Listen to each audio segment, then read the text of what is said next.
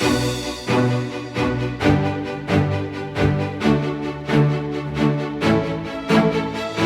welcome to another episode of our show, and I love this show because I get to speak to incredible leaders from around the world, all of whom have attracted my attention at some level or another, and I'm guided to speak to them because I just sense that there's a depth in their leadership style. And with my next guest, it is exactly that. I came across his profile only a few weeks ago, and I just felt compelled to reach out to him.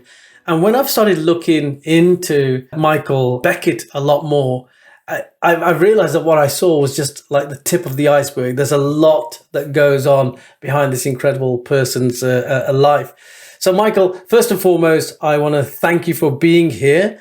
But I just want to say, that you are the chief officer, the CEO of a food bank charity for Colchester Foodbank. But you're also a chartered director and a fellow of the Institute of Directors. And there's a whole host of things that you've done. You sat on various boards, non-executive directors. So you are pretty much at the top end of your game. Thank you for being on the show. I know that you're a busy man, and thanks for spending 30 minutes with us. You're welcome. I am a little bit busy, but I like to be busy because I like to do things and I like to make a difference. So you're running a food bank charity, and I'm always very curious as to why people do what they do. What was your driver, given that you're such a busy man? What was your driver to set up this food bank charity? Well, other people set it up originally. I came on board halfway through, but I've been with it for a number of years. I suppose my driver for engaging with helping people, in my childhood, I was sexually abused by a babysitter, which is a bit of a bombshell to drop. It took years to overcome that and get counselling and support and to sort myself out. And society back then wasn't designed, I think, to support survivors and to help them become thrivers and move on. And it wasn't really designed to talk about that sort of thing. Only more recently has that been something we are seemingly allowed to do. So I suppose what I wanted to do was make sure people got the support that I never did get when I was a teenager or in my early 20s back then. So I suppose my whole raison d'etre, my whole motivation is make sure my abuser didn't win and make sure I'm helping other people not lose to their abusers and the people who are causing them problems, and to try and give people clear boundaries, to try and give people motivation and ambition, and to try and help them move forward and try and make a difference. And for some people you can help them, and for some people you can't. But if you try and help everyone, you help some people. Great point made. And thanks very much for sharing such a private and painful story, no doubt. What a harrowing experience you must have gone through as a young person. I very often find when people have gone through some level of trauma in their lives, they can go one of two ways.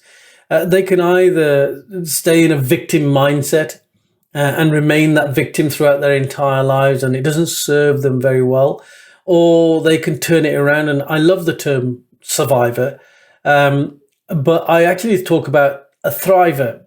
So from surviving, you go into thriving. And in essence, given everything that you've achieved so far, it sounds to me that you're doing more than just surviving, Michael. You're actually thriving. You're creating magic wherever you go. And now you're reaching out to other people who might be in difficult situations, and you're helping them to thrive as opposed to just survive. So talk to me about, some of the people that you've come into contact with the Colchester Foodbank, and tell me a bit more about the Colchester Foodbank charity. Well, we are the busiest food bank in the east of England. Wow. We were making a loss when I got asked to come on board and to be the interim manager when the previous manager had caring responsibilities and then was off, and then had to, because of an elderly relative they had to look after, decided to tender their resignation. And the board had seen my CV, or one of them had, or a couple of them had, because I applied to be a volunteer and I was volunteering. And then they asked me to act up. So I did act up, and I helped stabilise the charity, turn its funding around, and redo its processes and review them. And we won the Charities Against Fraud Award in 2018 as a result of the work I did in 2017. Excellent. Taking over the charity and checking how it was working and trying to make it able to grow. And once we had sorted out its finances and got them growing, we grew the charity over the next few years because I had thought that with Brexit happening, that there might be food shortages. I won't give away my politics particularly, but it's suffice to say that I didn't think it was a good idea to tear up and to create trade barriers where there weren't trade barriers, because I thought that would affect food prices, and I thought that would affect people who were the poorest, which is one of my reasons for volunteering at the food bank and getting involved. The food bank got busier with universal credit and then the pandemic. We've just got really, really busy, and I lost 2/3 of my volunteers. So I went from 150 volunteers down to 50 because most of them were either retired age or they were looking after someone who was vulnerable. So they had to shield. So that reduced us back in March 2020 down to, 50 volunteers from 150 in a matter of a week or two. In 2020, I would have thought that there is even more need of your services than there would have been the year before. It was an incredibly challenging year, and you've lost 2/3 of your volunteers, but probably the demands for your service is probably going to increase. How did you manage? What were the decisions that you made, the key decisions that you made that allowed you to continue to provide this excellent service that you do? Yeah, demand went up from about 9,600 people that we'd provided food for in the previous year. In 2020, it was just under 14,000. Oh my goodness. Yeah. So that is a massive increase. Yeah, it is that. I mean, 14,000. So you've nearly increased by in the region of 40-50%, in terms of demands on your service. And, you've lost 2/3 of your staff. So how did you, look after the staff that you'd got, the volunteers that you were remaining for them to perform that bit more to deliver? But what other decisions did you make to manage to continue those services? We changed the way we worked completely. We went to having 4 shifts. So rather than having 1 shift, we had 4, so that they were bubbled. But it was because one of the problems with the food bank is because we were, in inverted commas, a poor charity, we had packed everything in cheek by jowl as tightly as possible. Now, the beauty of doing that is our costs were low, and we were using the best use of the space. So we were sweating our space as hard as we could for the charity, and then suddenly we have to do social distancing. So having lost 2/3 of my staff and having to do social distancing, the only way we could come around it was train up people as quickly as we could and have training sessions by splitting people up with experienced volunteers. But we did an early shift, the normal shift that we normally did, then an afternoon, which was a late shift, so that we could also have an evening shift. And by having the 4 shifts in a day, we were able to make up the parcels ready for the next day so that we were able to cope with demand the next day, because we were basically making up the parcels. First thing in the morning, we were still making up the parcels so that we could get through the day and meet demand. And we didn't know, well, this is the beauty of a food bank, we don't know what we're going to get from the public, though we ask, and they give us usually what we asked for. Sometimes they're a bit creative. We have had a donation of frog's legs. That took me a long time to get rid of. And we've had caviar. And that took a long time to get rid of because, you would have thought my client group might like the idea of trying caviar or trying frog's legs, but it took us a long time to find someone who would try them. And we did. Someone who'd been on a French exchange tried the frog's legs because they said, I went on a French exchange 20 years ago. That remark brings me back. And, they wanted it as one of their extra items, so we gave it to them. And the caviar took us a long time to find someone who actually wanted to try it, but they had some bread from us, so they thought they'd have the caviar on the bread, which, it works. But I do think someone's gran or great aunt or someone like that gave them caviar or gave them frog's legs maybe as a Christmas present or something. And they needed to get rid. Yes, well, I can't imagine you'd purposely buy it for the food bank. Yeah, you must see all sorts of stuff coming through the food bank in terms of what the public are donating, and it is, I suppose you're going to accept most of what comes through because it's done with complete charity in mind. But given that you had to cope with social distancing, you had to cope with increased demand, you had to cope with less staff to deliver these increased services. There must have been a lot of anxieties, both from the users of the food bank and increased anxiety for your volunteers. How did you manage the way that you led your volunteers and also, I guess, your clients to lessen the impact of this anxiety as much as you could? There's several questions there. So I'll start with a funny anecdote and I will get into the others. The funny anecdote is we got in the media back in I think it was 19 or 20, 2019, something like that. Because we had pasta. Oh, no, remember it was 2017. Anyway, it was a few years ago now, for having pasta that was 1977, I believe. So someone had donated 1977 pasta. So in terms of things we didn't accept, we felt that pasta that was 1977 wasn't something we could give to our clients. So normally, whatever we get, if it's in date and or within 3 months, we generally do try and give it out to our clients, and it works. Obviously, if it's that far out of date, it isn't going to be any use to anyone. So I just thought I'd start with out of date food that is from the 70s, just isn't something we could give. So we did go that, and we did put that in the press, and then it went national, and then other people were putting about kidney bean soup or something and other things that they'd had, which were again very out of date. But in terms of the ways we coped and things we did, we took on additional volunteers and trained them up. But one of the things we did was we had community groups and others who came in and did a session with one of us training them, so that they could lead a shift. And then we kept them in reserve so that they could come in and do a shift if one of my shift's bubbles got burst with COVID. Because one of the things we were aware was we were going to lose a day here or there with bubbles being burst, which we did. But we managed to increase the number of sites, because in 2020, you'll remember that the buses weren't very good because they didn't have the bus drivers because they had COVID, and they were reduced service, and people were in their house and not able to travel often. So we were doing deliveries. So we had to set up a delivery service as an extra thing. We got an extra venue for that. Wow. So that we could do it, because we didn't have room to do it in where we were.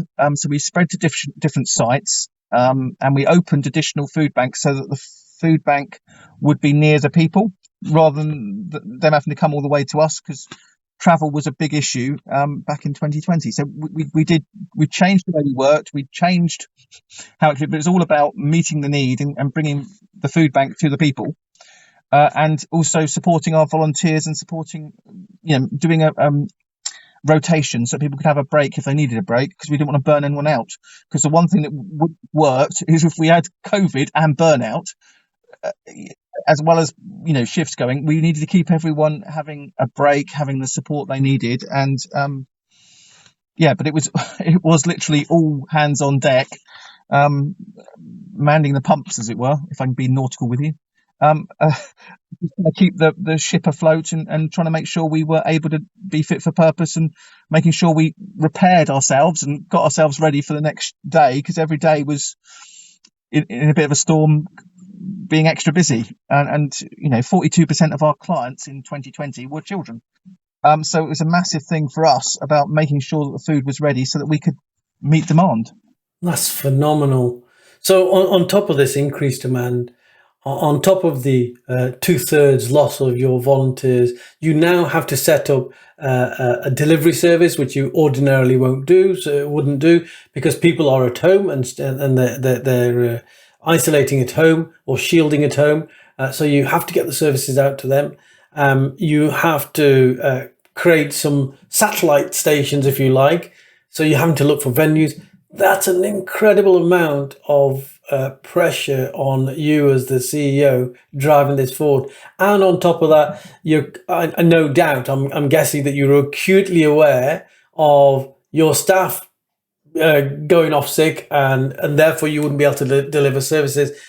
I'm really impressed that you were thinking about burnout as well at that early stage, because not many people, not many organizations were thinking about burnout. I work with all sorts of companies now, and one of the things I'm coming across awful lot of now is burnout.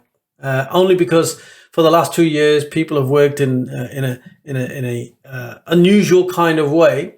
But most people are saying we've got more work on now, working from home, than we had when we were working in premises. So that's consequently leading to burnout. And they're back-to-back meetings nowadays. You don't get a chance to walk from one place to another in between meetings. They're literally back-to-back. And that's actually causing burnout.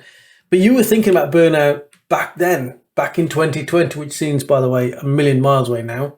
The world has changed so much. Where was this conversation? How was the conversation going on around burnout? Was there something that you'd noticed, or was it just because that you could see that people were under pressure? I suppose it comes from my history, having worked in an acute psychiatric ward for a couple of years and having run a mind charity. Right.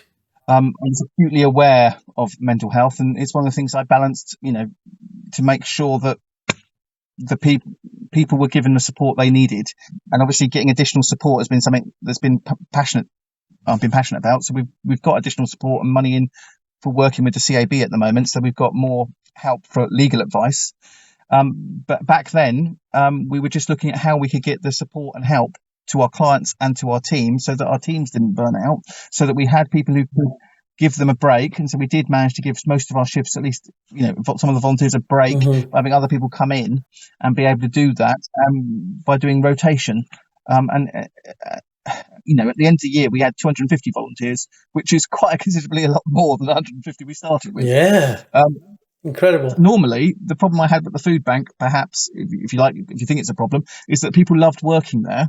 So I didn't have a high turnover of volunteers. So we weren't, as it were, used to training lots of new people, because we didn't have many spaces, because the people liked it and stayed. So that's, the joys of a positive culture is we didn't have to retrain people. And we were used to having people stay and keep going and loving it and having a habit of being a volunteer at the food bank. Obviously, with COVID, we then had to become a training organisation. On top of everything else. Yeah, with our left foot. So we did that. We took on additional staff. We got money in. People threw money at us, which was very kind of them. But that's helped us get through it. And with that, we went up from having 2 staff, although one of them had to shield. So it was just me. But we did get reduced numbers. But we managed to then take on some more staff in the autumn and throughout the year. And by the autumn, we had the new things open, so that when we came round to Christmas time, we had the capacity and the places ready to meet the need. Michael, I'm listening to you. I'm thinking you were bucking the trend because, you're talking about going down from 150 down to 50 staff, putting all sorts of things in place. Your demand has increased by over a third, if not nearly a half. You're having to bring in new people, train new people. You've had to start a delivery service. You've had to start satellite stations in the midst of the first lockdown. Incredible challenges. But then on the top of it, quite casually, you say, well, actually, we're up to 250 staff now, so 100 staff more than you had to start off with. And this is where you're bucking the trend. You're also saying that you don't have a high turnover. People like working where they are. And it's bucking the trend because since 2020, I don't know if you're aware of this, we've had something called the Great Resignation, which is across the world where people are so exhausted, or more importantly, they're not happy in the workplace that they're in, and they've recalibrated their priorities and say, hey, above money and above a lot of other things, actually, I want to feel valued, appreciated, and feel safe in the workplace. I'm going to vote with my feet and go somewhere else. You're not seeing that. So I'm working with a lot of organizations that are struggling still with massive turnover, huge number of vacancies. And I work with them and say culture is critically important, creating the right culture. if another CEO were to be listening to this podcast right now, and what would you say to them about creating the right culture where people want to stay in your organization? You have to put people first. You have to balance people. There are always going to be people who disagree with each other. Everyone's right because they know they are, because they know they're an expert. That's just people. And volunteers are a different, as it were, kettle of fish to staff. With staff, you can do the command and control thing. But because I'm used to volunteer management and volunteers is what we've got, it's very much about trying to find a way to softly nudge with soft skills and get people to do what you want them to do. And some of the times they do it the way you want it, and some of the times you have to adapt the way you want things to settle for the way that volunteers want to do it.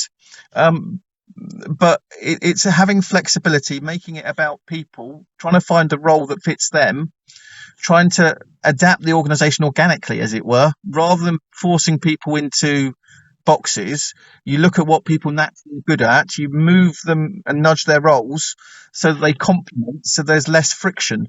But it is an art, not a science. And I can't say I'm perfect at it. I'm sure I annoy people from time to time, and there are always going to be landmines that go off. That's just the nature of people. And he said that she said, that sort of thing will always happen at some point. And you just can't get to the bottom of he said, she said, because you just don't know. But what you can do is try and say, well, how we change this going forward, and how we can make people, we can invest in them. We can say what training they want to do. We can try and get them with a training plan that they like. We can try and find ways that we can, give them what they want. Now, it might be, as one of my staff team would say, a holiday in Bali.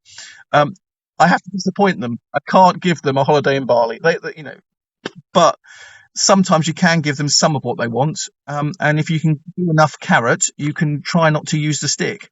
Obviously, occasionally you might say to someone, actually, this isn't working. You need to change, and we need to do it like this. Or, we might have to ask you to leave. But, usually some soft words and some kindness and some asking someone, and often they will hear you, and they will change, and they will adapt. And doing it gently and doing it softly and doing it like that, often that is enough. Or even if you have a difficult conversation with someone where you're saying, actually, no, that is not appropriate, you need to change if you want to stay here. But if you're very clear about the boundaries, very clear about what the expectations are, people usually respect that, and they like the fact that you trust them to do things. Usually what I try and do is give them high level objectives. We need to get this number of parcels out to these number of people. I don't care how you do it. I care that you do it safely. But if you can find a better way to improve the system than the system we've got, and some of the volunteers came up with better ways, and we've changed our systems. And I love that. I love that, Michael, because what you're saying there is, firstly, let me pick up on the additional challenges that you've had as a leader, because you've quite rightly pointed out that you're working with volunteers. They don't have to be there. They could literally just walk out tomorrow if they're unhappy. But the fact is that they stay with you. So you're doing something right.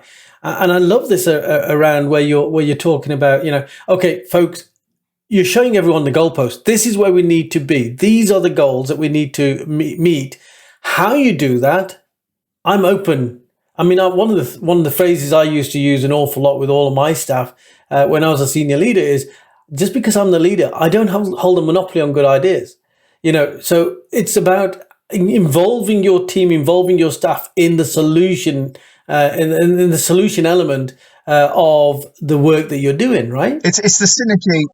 We have some strategy coming down from on top of what we're trying to achieve, but we also get ideas coming up, and we try and fuse the two together. Some of the organically grown stuff that we wouldn't have done, because it wouldn't have occurred to us, but it's come about through perhaps happenstance, or perhaps someone else's brainwave, or perhaps another organisation asks, "Oh, do you mind doing this?" But if it helps our clients, so at the moment, we share our premises. We've got 4 other organisations in there we've given floor space to. So we've got one helping refugees, one the baby bank, obviously providing things for children, which is one of our big client groups. We've got the uniform exchange offering school uniforms, and we've got Refocus that do work in terms of art therapy. Now, all of these things help our clients, and we could give them the space that we do. And then, as a fifth thing, we're helping the council by giving out their recycling boxes. But then that means that people are coming to the food bank for a reason that isn't to get food, but then they might drop off food. They can also see what we're doing and see what we're about. At the same time, our clients, if they come in and do it, we can order their stuff online and give them their recycling stuff, all making them greener. No, I think that's absolutely brilliant. And, I admire so much of what you're doing. And I love the fact that you have, you continue to deliver the services that you're delivering, but also you're bringing in other services that would have almost exactly the same client group. So now you're able to offer multiple services to that same client group. And at the same time, you're helping the council achieve the carbon footprint target that they want to achieve through recycling. I mean, that's just it's brilliant. I think absolutely inspired by what you're doing. Michael, I want to thank you for spending time with us today. I really have enjoyed listening to you and hearing about your journey and how you've got involved. You started off by telling us about your experiences and through child abuse, with your babysitter when you were young, and you had this commitment that you wanted to help other people. Often we talk about purpose, don't we? We ask people what is their big why, and I think yours is so true. It's so alive. It's so huge. And the clarity that I'm getting from the thing that drives you is just incredible. I want to thank you for your services, and we need more Michael Becketts out there in the world. I think every town in UK probably needs one of you. Can you clone yourself? I'm open. If it helps people, the answer's yes. The logistics might be a problem with that one. It's always down to the logistics. But thank you so much for spending time with us, Michael. By the way, I haven't commented, for all the people that are listening into the podcast, you won't appreciate what I'm appreciating. But Michael is wearing a very beautiful Union Jack bow tie. I just learned to tie my bow tie in lockdown, as it happens. I wanted to learn how to tie my own bow tie, and I'm not entirely sure I'm confident enough to tie a Union Jack one and get it absolutely right. It's going to be so perfect, isn't it, that one? You're looking very smart. Are you going anywhere nice? Our mayor is doing a goodbye bash because he's going, and he's invited me to it, but his theme is red, white and blue. So I bought the bow tie specifically for this event. I've never worn it before. It's the first time, but it was because it's his theme. It's always good to keep politicians happy, because if they can give additional support, it's well worth having. Thank you so much for your time. All the very best. Thank you very much. All the best with you.